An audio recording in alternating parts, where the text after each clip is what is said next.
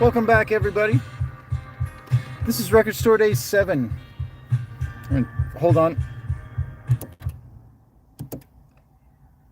Are we going to come back? Bring it back. All right, here we go. So, Record Store Day 7, I want to talk Thieves a little bit more. That last one about Thieves was a little bit more of a personal experience. This one is just random person thief. And it requires some setup. So, let me set the scene. This story that I'm about to tell you happened during my tenure at Tower Records, which was immediately after I was working at the two stores simultaneously. So this is going to be 2004 to late 2006 was my time at Tower Records. About 3 years, not quite. So I was a shift supervisor at Tower Records, kind of head cashier sort of position. Side note about working at Tower. It was awesome. It was a chaotic mess, but it was awesome. They listened to their employees. They didn't pay them very well, but they listened to them to create a good work environment. So, this particular Tower Records in Reno, it was a standalone building. To give you an idea, after Tower went out of business, they immediately made it a Walgreens. It was that kind of building. It was its own building. It wasn't in a strip mall or anything. It had its own little parking lot around it. And for some fucking reason, right outside this Tower Records, there was this little man-made pond.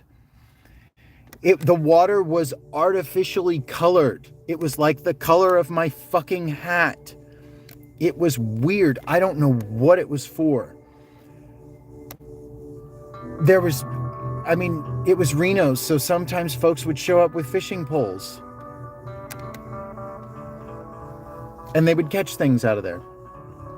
I hope they would not eat them, but whatever.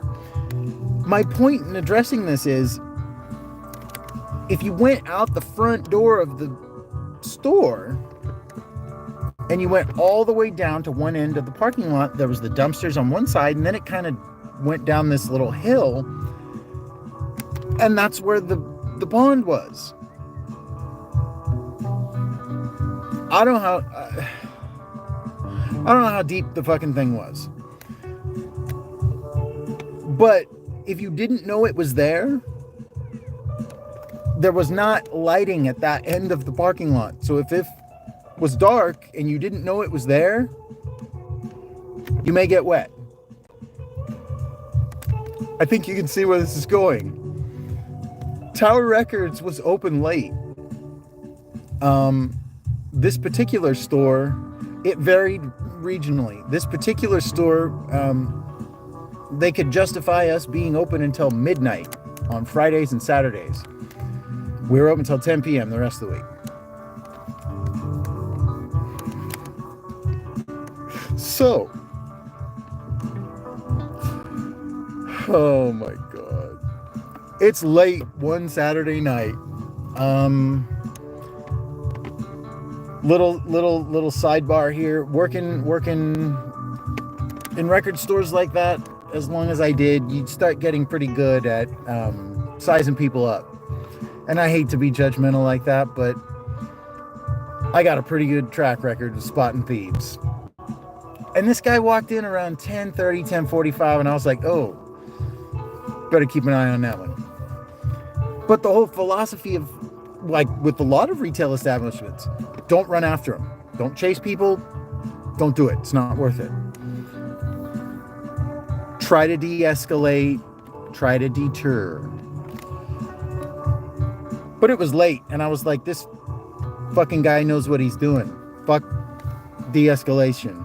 So I was kind of aggressive with him, and I was like, hey, we're closing soon. And I was like, I approached him, and I made no attempts to hide my lack of patience with this young man.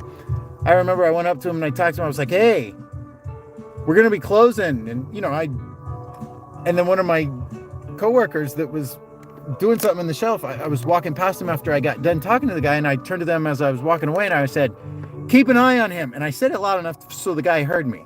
I was being an asshole. So the young man loads up about an armful. And when I say an armful, I mean like from fucking like his shoulder. Like, you know, he had a ton of shit. No bag, nothing. He just kind of loaded it up in his arm, wedged it against his body, and then held his other arm on top. And he darted out the door about, I don't know, 11:15 or so. 11:20. And he darts out the door and he immediately makes a hard left. And I was like, oh, there he goes. You know, we had the alarm, so it beats, the thing starts going ape shit, and it just, I saw him and he just makes this hard left, and I was like, where's he going?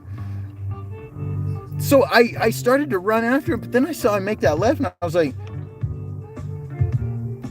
I didn't see any cars parked down there. I was like, he doesn't have a getaway vehicle. So I slowed my roll, and I walked out, and I couldn't hear anything at first. And then I start walking down that way, and all of a sudden I hear splash.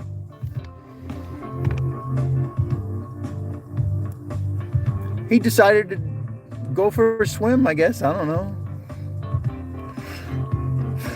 So we call the police. Police come, and I don't know what they did. I told the police, I was like, do whatever you want with him. I was like, yes, we want to press charges. I'll have the loss prevention people call you in the morning and give you an assessment of what was stolen. And then I was like, I have a store to close. You know, I was done with this little fucking jerk's bullshit. So I was like, you guys do whatever you want with it. I go back inside. We close up the shop. By the time we all come out at like, I don't know, it was midnight. They were gone. So